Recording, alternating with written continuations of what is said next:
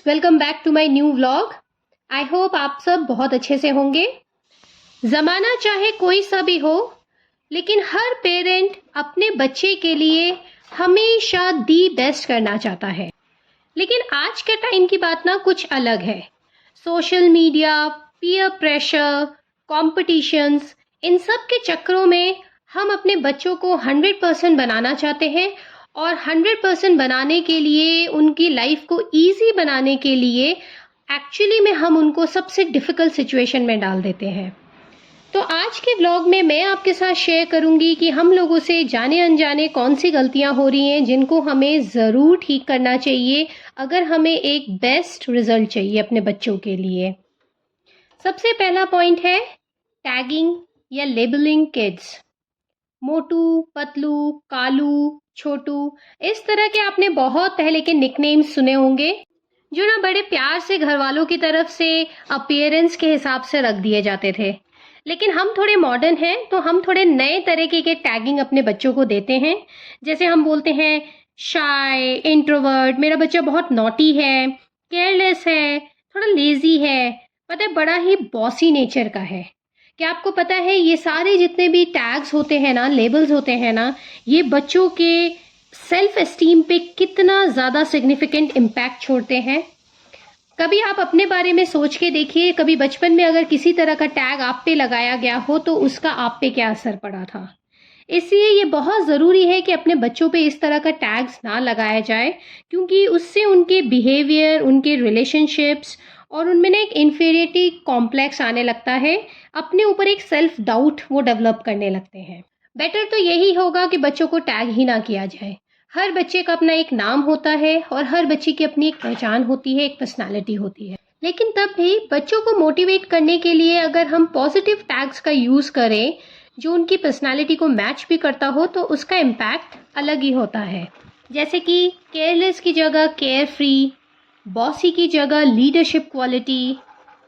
जो बच्चे बहुत चीज़ों को छेड़ते हैं उनको इंजीनियर माइंड, मैथ जीनियस, इस तरह की टैगिंग हमेशा पॉजिटिव इम्पैक्ट ही बच्चों में डालता है। घर वालों का अक्सर प्यार में, लाड में या कई बार अपने फ्रस्ट्रेशन में दिए गए ये टैग्स ये बच्चों के साथ उनकी पर्सनालिटी में ज़िंदगी भर के लिए इम्पैक्ट डाल देते हैं। तो इन पे ध्यान देना बहुत ज़रूरी है और इस मिस्टेक को ओवरकम करना भी पेरेंट्स की ही जिम्मेदारी है। नेक्स्ट पॉइंट है ब्राइबिंग द चाइल्ड। जी हाँ, आपने बिल्कुल सही पढ़ा और सही सुना।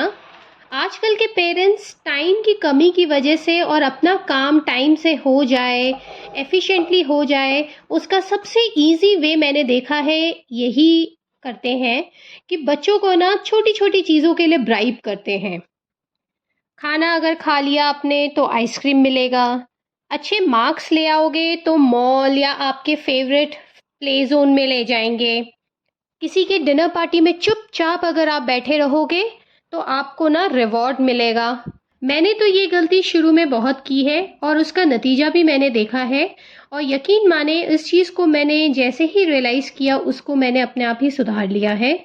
बच्चे तो बड़े मासूम होते हैं, इनोसेंट होते हैं, लेकिन हम पेरेंट्स अपने टाइम को बचाने के लिए और अपने काम के लिए जो ये छोटी छोटी बातों पे इन लोगों को रिवॉर्ड देते हैं ना, जिसकी वजह से उनमें ये एक नेचर डेवलप हो जाता है कि कोई भी काम करने के लिए उन्हें रिवॉर्ड की एक्सपेक्टेशन रहती है। बच्चों को ना मोटिवेट करने के लिए हम पेरेंट्स को बहुत सारे क्रिएटिव वेज ढूंढने ही पड़ते हैं, जिनमें से सबसे ईजी तो होता है रिवॉर्ड करना। ये जितना ईजी वे है उतना ही ना हम पेरेंट्स के लिए, इवन बच्चों की पर्सनालिटी के लिए बहुत सारे प्रॉब्लम्स लेकर आता है। सो बेटर है इसको थोड़ा सा रेस्ट्रिक्ट किया जाए, रिवॉर्ड देने के अपने कुछ लिमिट्स रखे जाएं और इसके बदले में बच्चों को मोटिवेट करने के लिए आप एप्रिसिएशंस के कुछ नए और क्रिएटिव वेज ढूंढ सकते हैं। जैसे कि आप उन्हें अपनी फीलिंग्स शेयर कर सकते हैं कि आप कितना प्राउड फील किया आपने जब उन्होंने अपना काम कर लिया, या फिर हग या किस भी दे सकते हैं। मैं कभी कभार एक सीक्रेट नोट उनके स्कूल बैग में रख देती थी और जिसके लिए ना मेरे बच्चे वेट करते थे कि वो नोट उन्हें कब मिलेगा। सो आप इस तरह की बहुत सारी क्रिएटिव चीज़ें कर सकते हैं। नेक्स्ट पॉइंट है पनिशिंग मिस्टेक्स। इस पॉइंट को ना 2 पार्ट्स में डिवाइड करते हैं। पहला तो यही है कि हमारे बच्चे से कोई गलती ना हो और वो कहीं लेट डाउन ही ना हो, इसके लिए हम पेरेंट्स बच्चों को कुछ रिस्पॉन्सिबिलिटी देना ही नहीं चाहते हैं और देते ही नहीं हैं। फॉर एग्जाम्पल, बच्चों को अगर स्कूल से कोई प्रोजेक्ट मिलता है तो बच्चे से ज़्यादा 80% उस प्रोजेक्ट को पेरेंट्स ही कंप्लीट करते हैं, जस्ट बिकॉज कि उनको चाहिए कि बच्चा ना स्कूल में बिल्कुल आउटस्टैंड होना चाहिए, उसका प्रोजेक्ट, उससे कुछ भी गलती नहीं होनी चाहिए। एंड सेकेंड पार्ट है कि अगर कोई बच्चा अपने काम कर भी रहा है और उससे कोई गलती भी हो जाती है तो हम पेरेंट्स उसको ना उस गलती के लिए पनिश करते हैं। हमें क्या लगता है कि अगर हम उसे पनिश करेंगे तो वो बच्चा उस चीज़ को दोबारा नहीं करेगा। हर छोटी बात पे या हर बात पे बच्चों को पनिश करने से ना बच्चों में बड़ों की रेस्पेक्ट या आपके लिए रेस्पेक्ट, जो स्पेशली पनिश कर रहे हैं, और वो जो एक डर होता है पनिशमेंट का, वो धीरे धीरे बिल्कुल ही ख़त्म हो जाता है। और इन्हीं बच्चों को कई बार लोग कहते हैं ये बड़ा ज़िद्दी बच्चा है। तो एक्चुअली ज़िद्दी बनने का रीज़न ही ये हो जाता है कि उसे एक ही चीज़ के लिए काफ़ी बार पनिश किया जा रहा है। शायद एक बार की गई गलती गलती ही होती है, दूसरी बार का मार्जिन हमें बच्चों को देना होता है। फॉर एग्जाम्पल, बच्चे की अगर कंप्लेन आती है कि वो पार्क में खेलते समय उसने किसी बच्चे को टीज किया है, तो उसे स्ट्रेट अवे पनिश करने से अच्छा है उसके साथ बैठ के थोड़ा सा उसे पूछ लेना कि क्यों ऐसी क्या फ्रस्ट्रेशन उसके अंदर आई कि उसने किसी और बच्चे को टीज किया, उसने कहाँ से ये चीज़ सीखी है और क्यों वो कर रहा है। शायद उससे आपको आपके बच्चे का माइंडसेट समझ में आएगा कि किस वजह से, क्या रूट कॉज था जिसकी वजह से उसने इस तरह से बिहेव किया। तो पहली बार में ही अगर आप उसको पनिश कर देंगे तो वो आगे कभी भी इस चीज़ को समझ ही नहीं पाएगा कि किसी और को टीज करने का पेन क्या होता है। नेक्स्ट पॉइंट है not letting kids enjoy nature. मैंने ऐसे कई पेरेंट्स देखे हैं जो अपने बच्चों को ना बाहर ले जाने में बहुत डरते हैं। इसको टच मत करना, अच्छा वो पॉइजनस है, वहां मत जाना, वहां कीड़े काट लेंगे, या मौसम खराब है। इन सारे डर को लेते हुए पेरेंट्स ना नेचर के पास बच्चों को बिल्कुल भी नहीं जाने देते हैं। और क्या आपको पता है कि 5 मिनट का भी वॉक अगर आप दिन में एक बार बच्चों के साथ करते हैं पार्क में, फ्रेश एयर में, बच्चों के मेंटल अलर्टनेस के लिए कितना ज़्यादा इम्पॉर्टेंट है, कितना ज़्यादा डेवलप करता है। यही रीज़न है कि ज़्यादातर मॉन्टेसरी स्कूल्स में या किंडरगार्टन्स में सैंड प्ले जैसे एक्टिविटीज़ इंक्लूड किए गए हैं, क्योंकि जितना हम बच्चों को नेचर से प्यार करना सिखाएंगे, उसके करीब रहना सिखाएंगे, उतना ही उन बच्चों में क्यूरोसिटी, नेचर को जानने का इंटरेस्ट, बहुत सारे क्वेश्चंस और सर्वाइवल इंस्टिंक्ट जो होता है वो डेवलप होता है। और ये सारी चीज़ें बच्चों में ना सिर्फ मेंटल अलर्टनेस को बढ़ाता है बल्कि उनमें सेल्फ कॉन्फिडेंस को भी बहुत ज़्यादा बूस्ट करता है।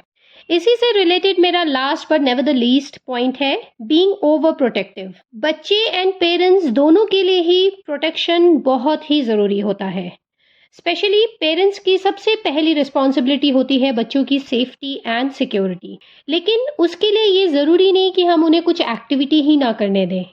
जैसे यहाँ पे हम लेक पे आए थे, हम सबको स्विमिंग आती है, बच्चों को भी आती है, लेकिन हमारा प्रोटेक्शन मोड इतना ज़्यादा ऑन हो जाता है ना कि ऐसी जगह पे आके हमें सिर्फ बच्चों से यही डर लगता है कि वो गिर ना जाए, वो कहीं पानी में ना चले जाएं, और इसकी वजह से हम उन्हें एक्सप्लोर ही नहीं करने देते हैं।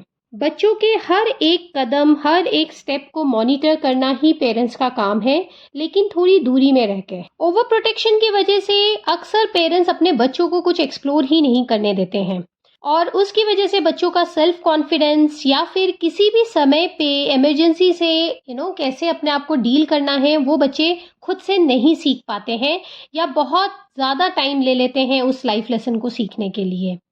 सो एज अ पेरेंट बच्चों की सेफ्टी के लिए जितनी ज़रूरी हमारी रिस्पॉन्सिबिलिटी है, उतनी ही रिस्पॉन्सिबिलिटी हमारी ये भी है कि वो लाइफ लेसन्स भी जल्दी से जल्दी सीखें और सेल्फ कॉन्फिडेंट बने, इंडिपेंडेंट बने। ये सारे पॉइंट्स मैंने अपनी गलतियों को सुधारने के बाद अपने एक्सपीरियंस के ऊपर ही आपके साथ शेयर किया है, एंड आई होप ये सारे आपको हेल्पफुल लगे होंगे।